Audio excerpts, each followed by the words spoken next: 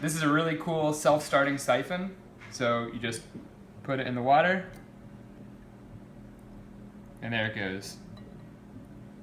So the way this works, when it goes under, the water level rises in the first pipe until it's higher than this first hump, and then the water comes rushing down and has enough momentum to come back up over this last pipe and the slightly higher second hump, and then initiate the siphon there.